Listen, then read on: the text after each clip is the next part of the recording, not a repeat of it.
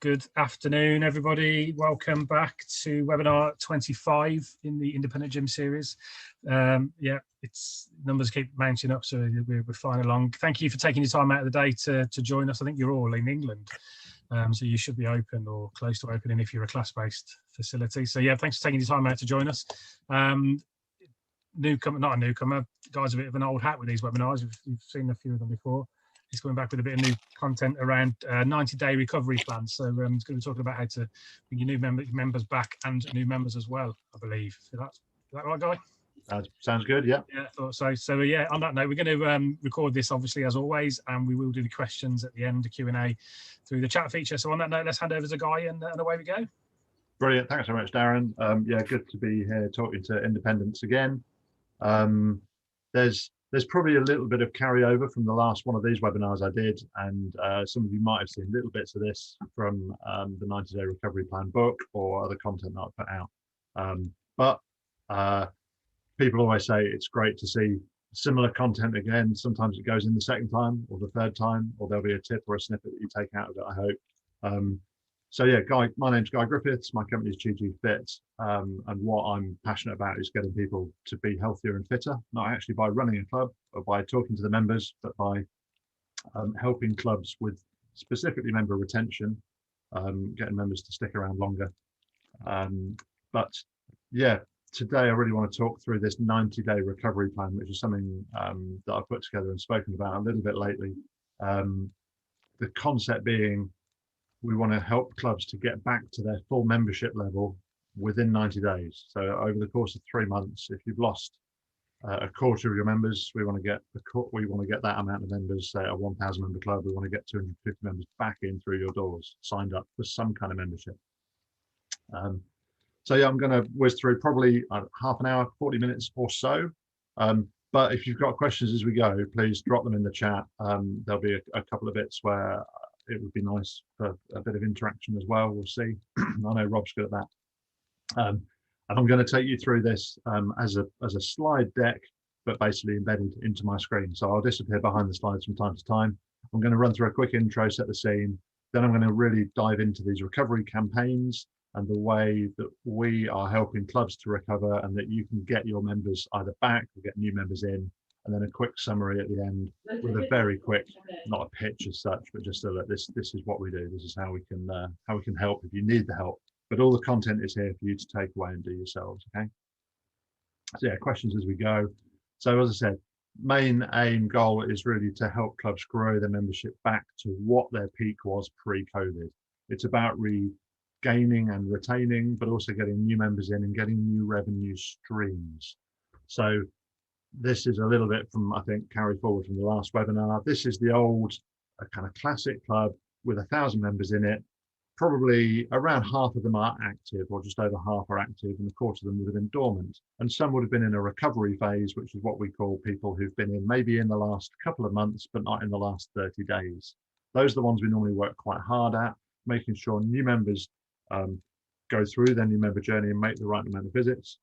But then that we get the members back who are in recovery or even dormant. Now, as we went through COVID, we went through lockdown, obviously most members became dormant. A lot of members we found that cancelled, they were the dormant ones previously. So most clubs have lost around a quarter of the members, some more, some less, depending on what you've been doing in terms of keeping the members active. But as we come back, our 1,000 member club, the typical club that we talk about, really has, only 750 members now. Some of those will come straight back, but some of them are still dormant. And we're looking at ways through this talk today of getting your cancelled members back and also getting the dormant ones back into being active, because some won't come back straight away. They'll be waiting for their second jab, or they'll just be building their confidence, getting ready to come back. A little insight for you here from some Google trend analysis. I just want to highlight this top line, which is, and you can go to Google Trends. This is not anything we've subscribed to. It's a free search you can do. Just stick Google Trends in there. Have a look at this top line. This is looking at health and how much health is searched for on Google in the UK between 1st of Jan 2020 and pretty much this week or last week. Health really is that top line. There's a drop there, but but really health is the top line there, and on a par with exercise or with physical fitness, which is quite low. So there's quite a lot of people searching for health, more so than gym. Other than there's a big spike there for exercise, and that was pretty much when Boris said, look, you can go outside to exercise. So people were looking at ways that they could do that. So have a look at this and just think about the health kind of memberships we could be offering. I know this webinar was previously called Not the Health Seekers, but I am going to talk a lot about the health seekers as we go through. And think about also what you're advertising for. If you're doing Google AdWords or advertising on Facebook, think as much, people are seeking out fitness and people are seeking out gyms and things like that. But people more than anything at the moment are searching for health. Okay. So the types of member that we've got, again, might be a little bit of a repeat here, but I always talk about the keen beans, the members who are back in your club already. They've probably done 7 workouts by now if you've been open for 7 days. If you are in Scotland or Wales or anywhere else that's not open yet, you know the members I'm talking about. They're going to be straight back in, and they're probably going to do 5, 6, 7 workouts in the first week. You don't need to do anything for them. They're your favourite members, but they are generally the minority. The majority of your members, we call the baked beans, they'll be back at some point, but they need encouragement. And through using campaigns that we're going to talk about, you can get these members back sooner, or you can find out why they're not back yet and then do something about it. These are the ones that you should be putting a lot of work into at the moment to try and get them back sooner, rather than risk losing them either to another club or to some other kind of health or fitness calling. And finally, the has-beens, these are the ones that either have already cancelled, or once you turn payments back on, which even not all clubs in England have done yet, because probably took some payments in January. When you resume payments, you'll still lose a handful more members. But these really we see as the opportunity, and we should be reaching out to these members, if nothing else, to get some feedback from them, but to try and re-engage with them, both the ones that have left and the ones that are thinking about leaving. So the opportunity here I see as being twofold. There are health seekers. Public Health England did a survey at the start of this year, or when they released the results at the start of this year. 7 in 10 UK adults want to be healthier, I think, from a survey of 5,000 people. So offering a monthly visit, a measure, a consultation, a follow-up on something like Tanita or InBody to say, look, we want to support opportunity, particularly for your has-beens. Of course, there's people there also who want weight loss. They do want fitness. They don't necessarily want to get on a treadmill, or no matter how fantastic your core strength equipment is, plug for Rob there, they're not necessarily interested in that, particularly those members who are dormant, but they do need advice and they do need motivation, and they might need nutrition tips as well. So what we're talking about here is health seeker memberships. Okay, there's your classic gym members, and we're trying to build the ones who just come to the gym into class members, because then they'll stay longer. And if we can build those into members who have personal training, then they'll stay longer as well. But actually the ones at the top of that pyramid, you need to do less work on. It's the ones at the bottom you need to work on to build up to be better retained members. Now, what we're talking about here is adding another layer on the bottom of health seekers and reaching out to people, either ex-members or even just people in your community or neighborhood who are looking for more health support. And if we look at the pyramid just like this and say, we're going to feed those into the gym and we're going to feed those into classes, that's okay. But we're not going to reach out to all the health seekers that are out there. There are many, many more health seekers, and their health seeker membership opportunity is massive, okay? What we need to think about is not necessarily selling them the gym, but selling them things like remote coaching or nutrition advice. Yes, you've got fantastic equipment. Yes, you love going to the gym, and so do all your current members. But if we're going to reach out and engage with these extra communities, we need to think of other products. We could even sell them equipment. We could be selling them meal plans. We could even be selling them food. The health club that I go to, Health Lounge it is actually, also actually sells calorie controlled meal portions. And there's a transition between the two pyramids as well. Gym members who want to run on a treadmill in the winter, because in England at least it's cold and wet, but maybe during the summer they run around the park. and they could benefit from remote coaching through the summer, and then they'll come back to the gym in the winter. So there's a flip-flop between the two. So just a little new schematic there for you, talking about these health seekers and how we can reach out to them and support them from our gym, but we're changing our gym into more of a health club. So that's the kind of intro and the opportunity as I see it. Let me take you then into recovery campaigns, knowing a little bit about how we're pitching to these members now. And if, yes, as I said at the start, if you do have any questions, then please drop them in the chat. I'll try and take them as we go through. You can hang on to the end if you want though. So recovery campaigns, what do they look like? 3 core areas here, the channels and the content, the follow-up, but I'm just going to talk about the aims first of all, okay, and then finish with a couple of examples. So obviously the primary goal of any kind of member recovery campaign is to get people visiting again and to get them paying again, okay?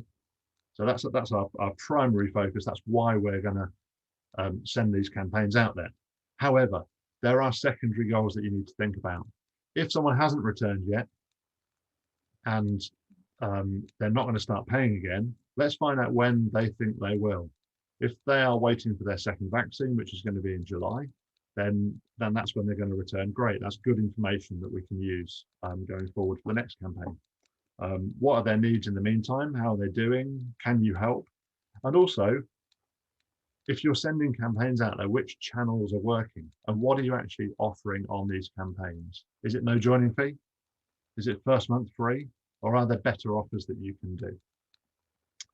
So don't just think of a campaign as I'm sending out 1,000 emails and 200 people have come back. There's much more information that you can be and should be getting from your recovery campaigns. The channels, I mentioned it a little bit there, but the channels that work, the 4 key channels that we use are email, text, post, and phone. And in terms of effectiveness, email is the cheapest, but also the least effective, okay? Text, a bit more costly, but way more effective. We actually send out quite a lot of postcards as well. Phone calls are the best way of getting members back, but depending on the resource you've got, they do cost a fair bit of time as opposed to money. The time is money, as we know. Why is the fitness industry so set on using email all the time? I think, and please do, as I go through, answer these questions if you want, or if you've got an opinion, let me know. The main reason people use email is because it is cheap, or most people even see it as free. It shouldn't be free. If you're doing it properly with proper unsubscribes and using proper mailing lists and collecting data, it isn't free. It is simple, which is good. And a lot of people will say, well, email's mobile friendly. You can put lots of text in there, you can put lots of things to click on, but actually you can put in too much sometimes in an email. And the quote I've heard from a lot of clubs over the last year, we've emailed all of our members about pausing, even now about reopening or about resuming their payments. How can they be cancelling or complaining because we've emailed them all? Well, the fact is not everyone reads an email. Only 20% of emails in health and fitness on average are opened, and open does not mean read, okay? There's a lot of bounces at the moment. Lots of members are on furlough still. Even fitness club staff are still on furlough or out of office. And there's a lot of emails that are received and just swiped or archived or never even opened. Even if they are opened, as I say, they're not necessarily read. So email is cheap, but it's not the best way of communicating with people. What we find is that to improve email open rate, we could do a quick quiz or a survey. Do chip in if you want. But most people go for, and when I run this as a webinar, most people say, well, the subject line. Subject line is a really good way of getting your emails to be opened more. Something catchy, something threatening, something funny will get the email opened more. Important information about your membership is a great subject line to get good open rate. Don't use the word free if you can. Good content is good. If you are sending lots of emails or an email journey out, making sure you have good, interesting content will improve your open rate. The best way we find to improve email open rate is actually to tell members that they're going to receive an email. Sounds a bit weird, but we've boosted the joiner email open rate that we send for a lot of clubs. We've boosted the open rate on that by telling every member that they're going to get an email. Let's get your correct email address, and you're going to get this email, and it will help you set up your My Wellness account, or it will help you set up your class attendance booking sheet, whatever. So telling people they're going to get an email as they join is good. Another thing we do is we'll send out postcards before an email campaign, telling people they're going to get an email next week. Obviously, that's more expensive, but text is also a good way of preempting that. So on to text messaging. Text messaging really is one of the best ways of engaging with members, we find. Yes, it costs a little more, maybe a few pence per message. And again, if you're doing it properly and sending it from your club name, there are other setup fees, but 98% of texts are open within 10 minutes. And if a reply is needed, you'll get a reply within 90 seconds on average, compared to 90 minutes for an email, I've read somewhere. Texts are good because they're short. You can't put too much information in. And you can use reply codes and other like text mechanisms to basically get a quick response out of your members, whether they want to resume or freeze their payment for another month, for example. So text really is a great way of getting member engagement and encouraging members back. Postcards we use a lot as well. They are, again, more expensive, but it's a really nice touch. And not many people receive post in this day and age. So if you're reaching out to not necessarily all of your members, but maybe the ones who've not come back by the end of week 1 with a little wish you were here postcard, it's a great way of just getting in touch with members and getting in front of them and not going through the noise of email or even sometimes text. And finally, phone, absolutely the best way of getting your members back. But if you've got a 1,000 member club, no one's really going to look forward to calling 400 or 500 of them to try and encourage them to return. So we often whittle down the list, find out who is engaged, who is clicking on links or opening messages, but then not coming back, to prioritize the calls. So the phone call is not, the phone call is not, where have you been? The phone call is, did you get our message? Because we know we've sent them 2 or 3 messages already. And then the phone call's objective is not necessarily to get them paying or to get them back, but to just have a chat with them and ask them some questions and listen to them. So personally, I'm not a fan of scripts, but what is important is that you gather some information. You talk to that member about their goals. You have, as part of that confidence, part of the conversation you might come back with, when do you think you'll be back? So it's not a direct, we're starting your direct debit again next week. It's more of a nice chat. And finally, log the outcome. So if you've got a number of people making these calls or making calls over the course of a week, if you left a message or spoke to them, what data did you collect? What is the follow-up? Which goes into the next part of the campaign. Oh, sorry, we've got content first of all, and then follow-up. Follow-up is really important. But the content, whether it's the content of a text or a postcard or a phone call, you need to put the member first. So it's not about the club. They're not necessarily interested about the club. You need to talk about them, talk about the you rather than the we, okay? Stories about other members and how confident they are about returning and how clean it is, and all these things are really important. So this needs to be through all of your different communications, conversations, the emails, and then you need 1 or maybe 2 calls to action. So are you looking for them to book an appointment? Are you looking for them to resume their membership? Are you just saying, please call, or can we call you back? And think about, with every piece of communication, again, from text to email to phone to postcard, what's in it for the member? And the reason I think texts are successful as well is that you can't waffle on too much like you can in an email. Let's not worry too much about pictures and links and everything else. A text is short and sweet. Finally, and most importantly, follow up. Just because you've communicated with your 500 members who aren't back yet, doesn't mean they're now all coming back. They've all had a text, they've all had an email, and some of them have had a phone call. What's next? You've had an interaction. Don't sit down and have a breather. Follow up. Send them another text to confirm what you've agreed with them. Or send them a postcard now saying, we look forward to seeing you. Here's You know, maybe that's now the offer or the cup of coffee or whatever it is they're going to get when they come in. And just confirm what you've said to them. Confirm the conversation. If someone is cancelling, and you will still be going through cancellations, really important you follow up with them as well. So too many clubs lose members and then just go, well, they hate us now, they've left, they're never going to join again.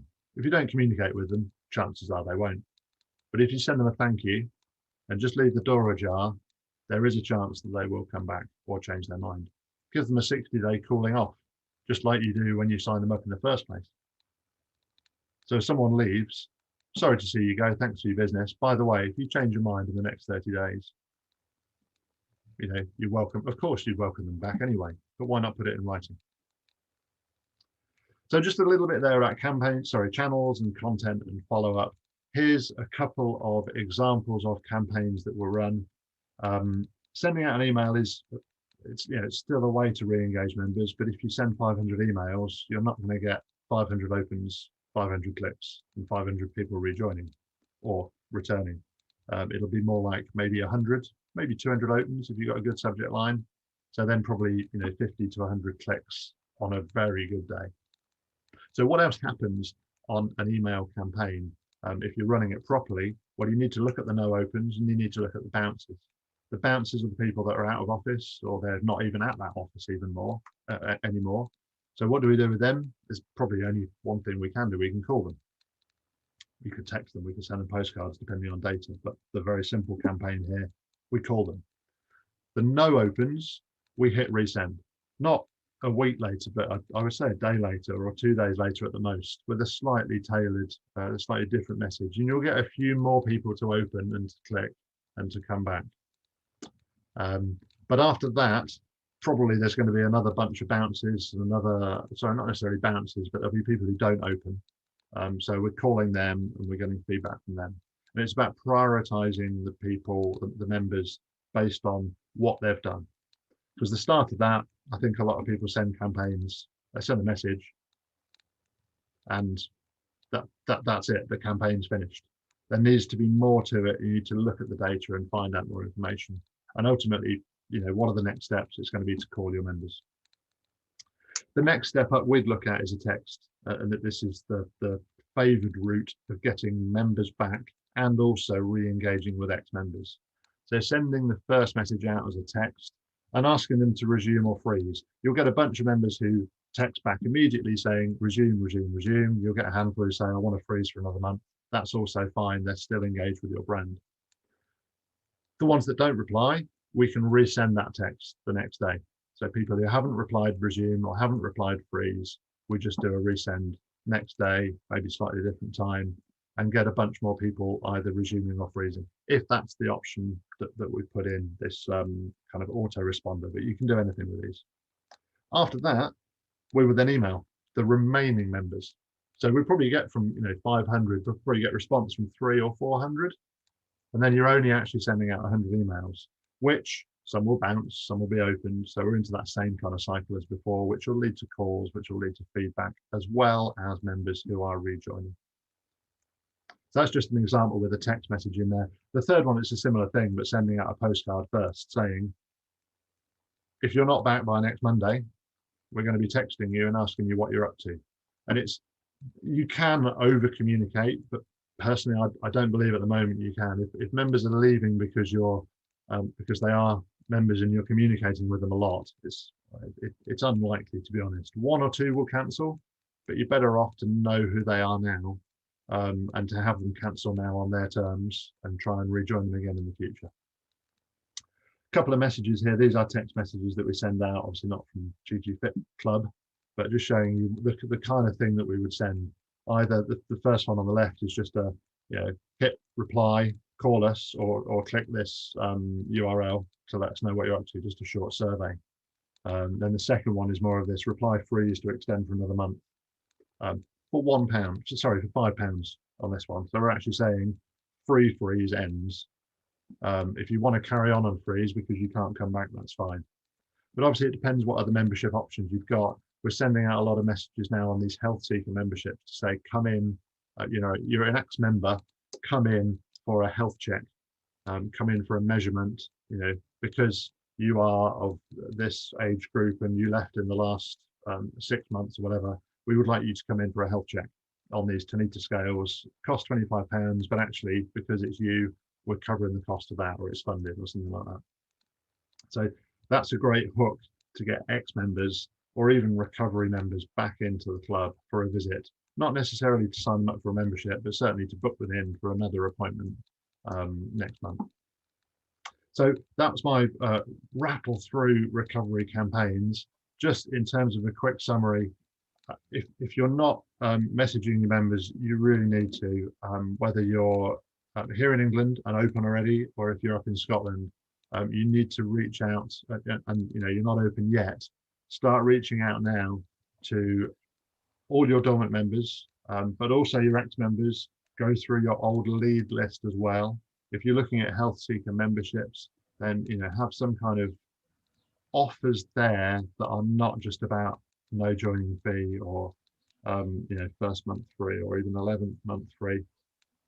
Talk to these people on their terms, find out what their needs are, and see how you can service that.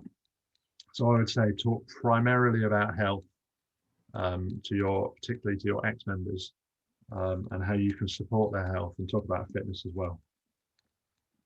And use multiple different channels.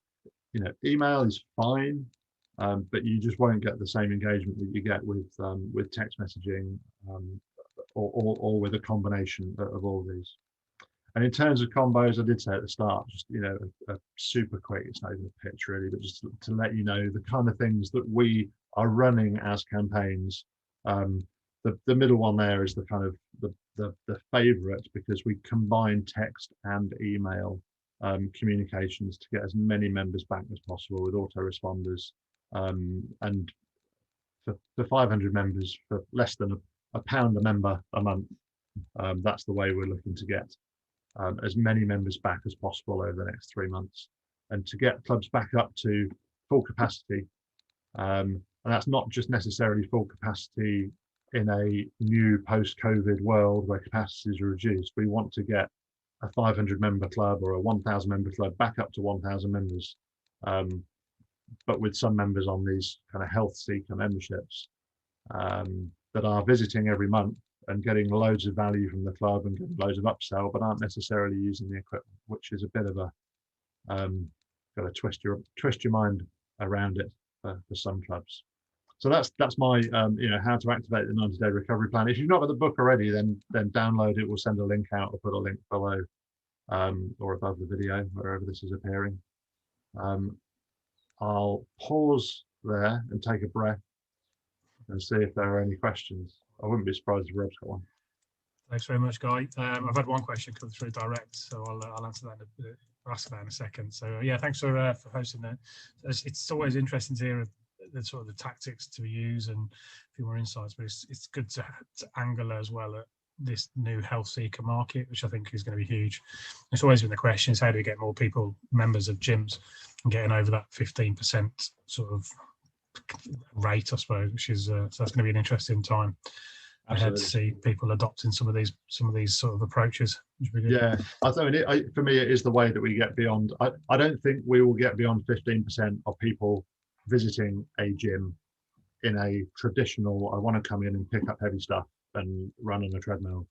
I think we'll struggle to get beyond 15%, but I think a 1,000 member club could easily add another 1,000 members to their membership who aren't picking up the kettlebells or running on the treadmill, but they could have 2,000 members of whom 1,000 they're just supporting their health.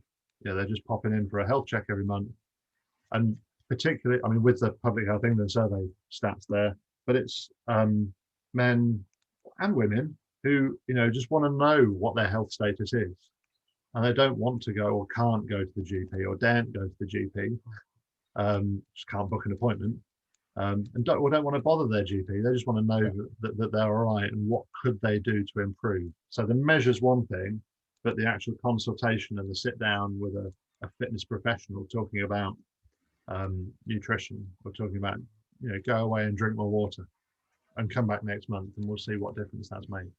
Yeah, and I think there's a market there where, think about traditional gym goers will happily come back and they'll enjoy the gym. Then you got people I think about, like my mum she wouldn't step foot in a gym, but she'd go to Slimming World and Weight Watchers. But there's a lot of people that won't go to those either. So this middle bracket that want the support from a professional organisation or professional business, but doesn't want to go to the doctor and doesn't want to go to a weighing club sort of each week. So I think that's where we can really target to sort of grow that membership, I think. Yeah, 100%. And it's also just a really good offer. Not talking about offers too much. I mean, it is sales. My bag is retention. But yeah. The clubs that we're helping with recovery campaigns, I mean, if a no joining fee offer is all you've got, we'll try it. But in terms of reaching out for clubs that have got to need to scales, and there's a few people that we're working with who have, or InBody or SECA or Acnif or whatever else. That it's just a really compelling argument, particularly for ex-members, to say, look, we care about you. We want to just give you a health check. Come in for this appointment. It's worth £25 or whatever we've said it's worth. And you're also just re-engaging these people. If they join up on a membership, amazing, as in on a health membership. If they beg you and plead you to join your gym again, or go on then, as it's you, we'll let you. But everyone else, whether or not they want a check every month or every quarter, they don't, then in a year's time, depending on where your business is at, you can offer them another check, or we've got some funding and we can cover the cost of your check for you. So come in and have another one. Let's see if your biometric age is 1 year older or worse or better than it was. Yeah, I think that also ties into some old school outreach that I used to do when I was back in the club days. And I'd go to a business that maybe had, I think, let's take Oracle in Reading, big, huge organisation, thousands of people in an office, and you'd go and do health checks in their building, but you take a blood pressure monitor. You basically can take them out of your club and control that out of their business and control the whole process through your gym. 100%, or even better, go in with, you can get some portable scales. Depends how good you want them to look in your club, but actually the ones that aren't portable are still pretty portable. And you could take them out and do some outreach if people are in their offices anymore. But yeah, it is a great outreach. There's a couple of clubs in London that I know are using those as outreach to get out there and get in touch with more people. Yeah, exactly. Great. Right, on to the few of the questions. Talk about the different channels to use for contacting members: email, SMS, postcards, phone calls. One question came through in terms of the SMS. Do you include WhatsApp in the same bracket as text messages, or would you have separate stats for that? We don't use WhatsApp. We've talked about it a lot. It depends on your membership, on your member demographic. I think most people have WhatsApp, but you can't guarantee that everyone will get the message on WhatsApp. And it's also, I think people tend to go down the WhatsApp route to try and save money. WhatsApp's great for building groups and clubs within the club and running clubs and things like that. I do see it as more of a social media than a traditional text message, which we know gets through. A couple of the text providers we work with are working on WhatsApp solutions, but yeah, traditionally we will just go classic old school text message. We know it gets delivered and we know it works, and it's very easy to target. The people who've been in for not for 21 days, but have been in the last 30, for example. Yeah, I think that's more about putting the data, isn't it? The data that you use to then message the people. So we've started using WhatsApp. If you're part of the Independent Gyms platform, if you remember, you'll have probably received a couple of WhatsApps from us recently. And it's similar to text messages. It's quite quick and impulsive, and we almost have a conversation with the people at the same time. But I think I'm pretty sure it's free if you respond pretty quick as well for WhatsApp Business. So it might be another useful solution for some of the gyms to entice. I was a bit sort of hesitant myself because I felt, was it a little bit impersonal?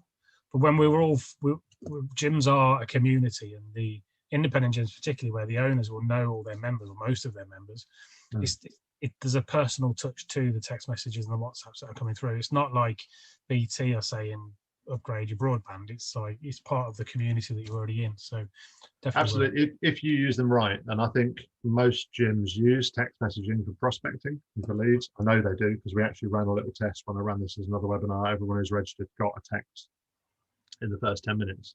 Yeah. We haven't got mobile numbers today, but yeah, I mean, if you want a text demo, we can set one up. But the short code replies and things like that are really are a good way of controlling, and then as you say, Rob, building up the data. Mm-hmm. WhatsApp, it's used a lot for groups and for different programs. And if you're on a transformation program from 90 days with a bunch of other people, you'll be in the group and you can have WhatsApp discussions. And it's great for that, for building those groups and for having that kind of peer support as well. But in terms of a straight down the line, where have you been, or we missed you, or come back, or click here, there's more tracking that you can do through traditional SMS. Yeah, I agree. I think for me, the message with the channels that you choose is almost a sliding scale of effort versus reward. And 100%. The more effort you put in, the better you get. Emails are easy for blanket marketing. Phone calls are the hardest and most time consuming, but probably get you the best response. And it's where you sit at a given point as to which method you use. So, but also the combination of them. Yeah. Yeah. To just ring someone and say, where have you been? It's like, oh.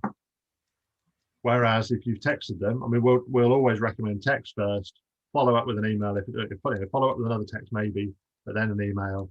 And then when you're ringing them, it's like, it's not where have you been, it's have you got our message? Yeah, you know what, I'm so sorry. And that's what most, looking at the text of call logs that we don't make the calls, but does make the calls and we see the logs, sorry or thanks. I think that the two most popular words on there. I must have that research out again, but most people are apologising and saying thank you so much for the call. Occasionally, I think it was way down at like 4 or 5% or even less. It was the word cancel. Yeah, but the most popular word was thank you or thanks, and then sorry. Yeah, it definitely works. Picking up the phone definitely works. It is. So, but yeah, preempting it with messages, and sorry. And the other thing on text. It's good if you, and again, this is more traditional retention, but sending texts out saying, where have you been? We miss you, come back soon is great. You should also use it for positive confirmation as well. You've done more workouts this month than ever before, Rob. Well done. High fives and things like that. And the blood service are great at doing that. I went to give blood last week. Yeah. You get like 3 or 4, Rob's the same, I know. You get 3 or 4 in advance saying, drink water, don't forget this, come then. If you're going to cancel. If you can't make it, let us know, because we'll give you a slot to someone else. It's really important. But they really splash out, possibly even, 30 or 40p on text messages to get people turn up. And afterwards, you get a thank you. And then a week later, Rob, am I right? You get your blood went to Stoke Mandeville Hospital or wherever it's gone, which is totally unnecessary. But it's not. It makes you feel good. It makes you talk about it. And if you've booked a COVID vaccine, which I have, I've got to go and have it in the next hour or so. I'm very excited. God knows the number of texts you get saying, turn up, make sure you come, because it's an important thing, right? Yeah, definitely agreed. Right, a couple more questions. So I'm going to go straight to Teresa's question here, and I think you can answer it, then I'll answer as well. What scales do you recommend? So you talk a lot about Tanita, don't you? I do. Yeah, Tanita. I mean, Tanita seems to me to be the gold standard, but InBody are also good. I think those are the two that I've worked with the most, and they'll integrate with other systems as well, which is important. I think the main thing is get scales that are suitable for the job. So you go to John Lewis and buy some body composition scales for 100 quid probably, but they're not the kind of thing you would want in your gym necessarily. They're fine for at home, but I would get some good sturdy scales. Seca are quite new to the market, I think, but yeah, I would say Tanita or InBody. I don't know, Rob, if you have a... Yeah, I guess so. Yeah, for me, the experience I've had is with InBody mostly. We've reached out as part of the platform to 4 or 5 providers of body composition analysis tools.